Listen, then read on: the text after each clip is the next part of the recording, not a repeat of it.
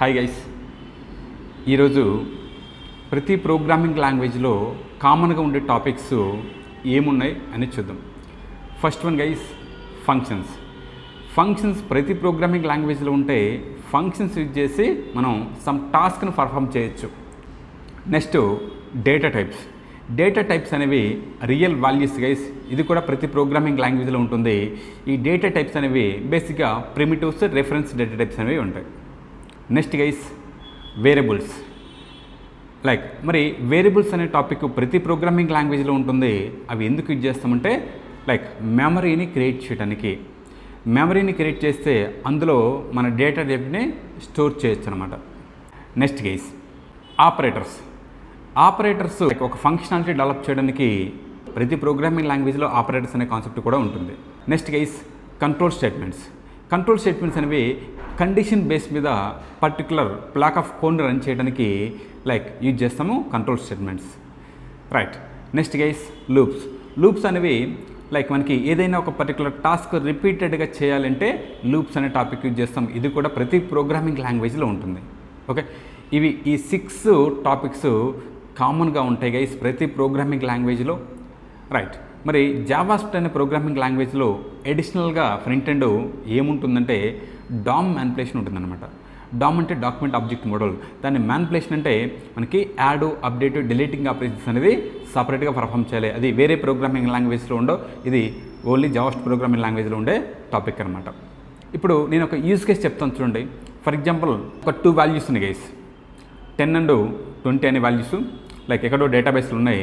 ఎప్పుడైతే మనం back and word API create చేస్తే ఆ ఏపీఐ కాల్ మన ఫ్రంట్ ఎండ్ కాల్ చేస్తే ఆ 2 వాల్యూస్ నాకు ఏపీఐ ద్వారా ఫ్రంట్ ఎండ్ వచ్చినాయి అనుకుంటే ఆ ఏపీఐ కాల్ చేయడం అనేది సమ్ టాస్క్ అనమాట. ఆ టాస్క్ పర్ఫామ్ చేయడానికి మన ప్రోగ్రామింగ్ లాంగ్వేజ్లో ఫంక్షన్స్ యూజ్ చేస్తాం అనమాట.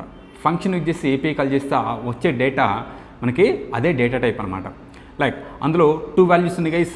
ఆ 2 వాల్యూస్ అనేది ఆ వేరియబుల్స్లో స్టోర్ చేయాలి. అంటే వేరియబుల్స్ యూజ్ చేసి మనకి మెమరీలో స్టోర్ చేయాలి. రైట్. ఎందుకు స్టోర్ చేయాలి? ఆ వాల్యూస్ నాకు మెమరీలో ఉంటే తర్వాత రిఫర్ చేసుకోవచ్చు అనమాట. ఎప్పుడు కావాలంటే యూజ్ చేసుకోవచ్చు అనమాట. నెక్స్ట్ మెమరీలో స్టోర్ చేసిన తర్వాత ఆ డేటా టైప్స్ని, ఆ డేటాని అవే రియల్ వాల్యూస్ గైస్. అవి మన దగ్గర ఉంటే మనం ఏదైనా మన అప్లికేషన్లో ఫంక్షనాలిటీ డెవలప్ చేయొచ్చు అనమాట. అందుకని మెమరీలో స్టోర్ చేస్తాం. మెమరీలో స్టోర్ చేసిన ఆ వాల్యూస్ని యూజ్ చేసుకొని మన అప్లికేషన్లో ఆపరేటర్స్ అనే కాన్సెప్ట్ యూజ్ చేసుకొని మనం ఫంక్షనాలిటీ డెవలప్ చేయొచ్చు. సమ్ ఆపరేటర్స్ అనే కాన్సెప్ట్ యూజ్ చేసుకుని ఫంక్షనాలిటీ ఎప్పుడైతే డెవలప్ చేసామో దాని యొక్క రిజల్ట్ని మనం మళ్ళీ మెమరీలో స్టోర్ చేయొచ్చు వేరియబుల్స్ అనే కాన్సెప్ట్ యూజ్ చేసి. ఓకే, ఇక రిజల్ట్ వచ్చేసి నాకు 10 + 20 అనేది రిజల్ట్ మెమరీలో స్టోర్ అయింది. ఆ వాల్యూని నాకు యాక్సెస్ చేసుకొని సంథింగ్ కండిషన్ బేస్ మీద అందులో వాల్యూ ఉంటే మనకి some block of code run అవ్వాలి, వాల్యూ లేకపోతే some block of code run అవ్వాలని చెప్పేసి కండిషన్ బేస్ మీద రన్ చేస్తాం. ఒకవేళ వాల్యూ ఉంటే డామ్కి యాడ్ చేయాలి. ఎనీ టైమ్స్ యాడ్ చేయాలంటే ఫర్ ఎగ్జాంపుల్ 100 times నేను ప్రింట్ చేయాలనుకోండి ఈ 30 అనే రిజల్ట్ని 100 times నీకు డామ్కి యాడ్ చేయాలి ఆ ఎలిమెంట్ని. ఇక్కడ లూప్స్ అనే కాన్సెప్ట్ యూజ్ చేస్తాం. ఈ లూప్స్ అనే కాన్సెప్ట్ యూజ్ చేసిన తర్వాత అది లూప్ చేసిన ఎవ్రీ వాల్యూ ఎవ్రీ ఎలిమెంట్ వచ్చేసి నాకు డామ్కి యాడ్ అవ్వాలి. దాన్ని మనం డామ్ మ్యానిపులేషన్ అనే కాన్సెప్ట్ అంటాం అనమాట.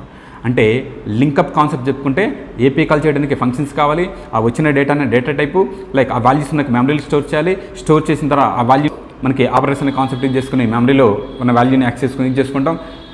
కంట్రోల్ స్టేట్మెంట్స్ యూజ్ చేసుకుని సమ్ కండిషన్ బేస్ మీద రండర్ చేస్తాం.